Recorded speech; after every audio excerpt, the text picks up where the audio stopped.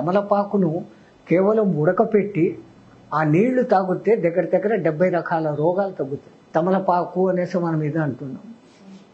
ఇప్పుడు పాన్, కిళ్ళి, జర్దాలంటే మట్టుకు మింగేస్తూ ఉండరు, తుప్పేస్తూ ఉండరు. కానీ పాతకాలంలో యాలకపుడ్డలు, చెక్క, లవంగాలు, జాజికాయ, జాపత్రి, జవ్వాదు ఇవన్నీ వేసి మహారాజు తాంబూలం అని చెప్పేసి ఉండేది. అది పెద్ద పెద్ద ఇళ్లలో అదొక పెద్ద సాంప్రదాయం. భోజనం అయినాక అదొక పెద్ద పళ్ళెం తెచ్చి పెట్టుకొని ఆ ఈనెలు తీసి ఆ తొడిమెకు సున్నం రాసి బాగా ఆకుకు ఎంత రాయాలనో అంతే సున్నం రాసి దాని మీద మంచి నెయ్యిలో వేయించిన ఒక్క పలుకులను పెట్టి ఆ ఒక్క పలుకుల్లో కూడా మళ్ళీ కొన్ని రకాల గింజలు, దోస గింజలు, కర్బూజ గింజలు, సబ్జా గింజలు ఇవన్నీ దాంట్లో కలిపేవాళ్ళు. అవునా? అవన్నిటిని కలిపిన ఆ ఒక్క పొడి, దానికి తోడు మళ్ళీ యాలకులు, జాపత్రి, జాజికాయ ఇవన్నీ కలిపి అది తాంబూలము నమిలి మొదటిసారిది ఉమ్మేసి ఆ తర్వాతది మింగుతూ చిట్ట చివరిది మళ్ళీ ఉమ్మేసేయాలి. ఒక్క తాంబూలంలో ప్రతి దాంట్లో ఒక సిస్టమ్ మన వాళ్ళు అంటే తినే విధానం కూడా ఒకటి ఉంటుంది. ప్రతి దాంట్లో ఏదో తీసుకున్న మేక నమిలినట్లు మనము నమిలేస్తే అది కాదు. ఆ మొదటిసారి వచ్చింది వదిలేయాలి. ఎందుకంటే కనుక దాంట్లో కాల్షియం ఎక్కువ ఉంటుంది కాబట్టి ఆ కాల్షియం బయటికి వెళ్ళిపోవాలి. ఆ మిగతా కొద్దిపాటి కాల్షియము, సున్నము, ఆకు, రసము 3 కలిసి అప్పుడు ఆ ఎర్రదనంలోకి అది మారుతుంది నమలంగా. అప్పుడు దాన్ని బాగా ఆస్వాదిస్తూ మింగుతూ ఆ వచ్చిన ప్రతి రసము లాలాజలంతో కలిసిన ఈ కెమికల్స్ కలిసిన జలం మన లోపలికి పోతుంది. పరమాత్ముడే ఈ లాలాజలం అనేది మనకి ఇచ్చాడు.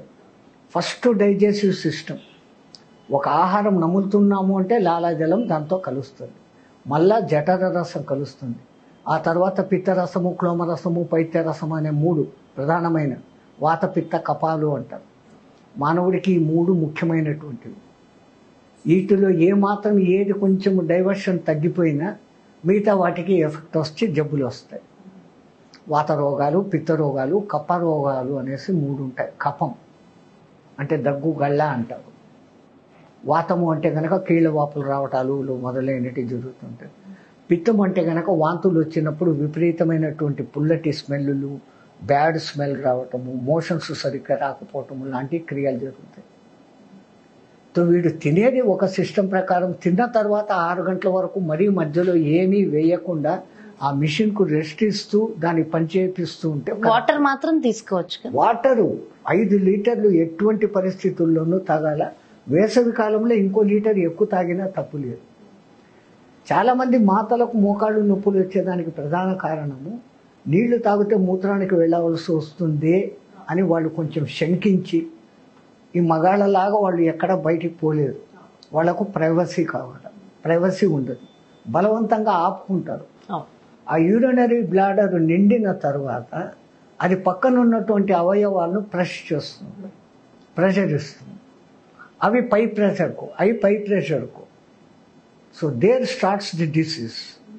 సో వచ్చినాయి, సహజంగా వచ్చేటివి అవి. వాటిని విసర్జించాల్సిందే ఎక్కడో ఒక చోట. 10 మినిట్స్ నిలబెట్టుకున్నాం ఓకే.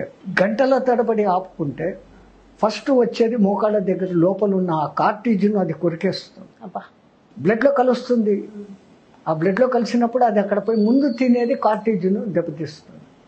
అందుకే చాలా మందికి ఈ కాలంలో చిన్న వాళ్ళకు కూడా మోకాళ్ళ నొప్పులు, కాళ్ళ నొప్పులు. అవును, టీనేజర్స్ కి కూడా 16-17 సంవత్సరాల పిల్లలకు కూడా మోకాళ్ళ నొప్పులు. 6-7 ఏళ్ల పిల్లలకు ఇంతింతలా కంటద్దారు. అసలు అయితే అది ఇంకొక టాపిక్ మాట్లాడుకోవాలి గురించి, దాని గురించి కూడా. అండ్ అంటే మోకాళ్ళ నొప్పులకి, నరాల వీక్నెస్ కి, వీటన్నిటికీ రీజన్స్ కూడా ఇవే ఉంటాయి అంటారా? రెమెడీస్ ఉన్నాయి. ఇప్పుడు మీకు మోకాళ్ళ నొప్పులు ఎక్కువ ఉన్నాయి, నూనె పదార్థాలు బాగున్నటువంటి వస్తువులు, నువ్వులు, కొబ్బరి, వీటిని ఎక్కువ వాడుతూ ఉంటే, డైరెక్ట్గా తింటూ ఉంటే కూడా అది సహజ సిద్ధమైన ఆయిల్ లోపలికి చేరుతుంది. బయట మిషన్లలో తీసి తయారు చేసిన ఆయిల్ వాడటం వేరే, అదంతకది దాంట్లో ఉన్నటువంటి సహజ సిద్ధమైన స్థితిలో వాటిని తీసుకోవడం.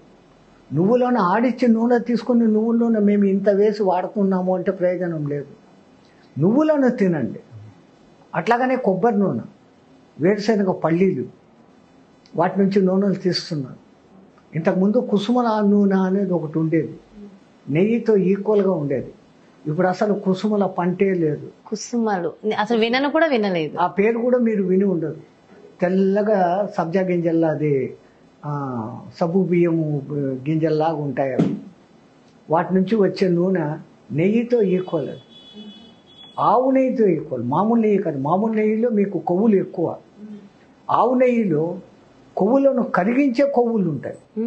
అందుకే ఆవును అంత ప్రశస్తంగా మనం చూస్తున్నాం.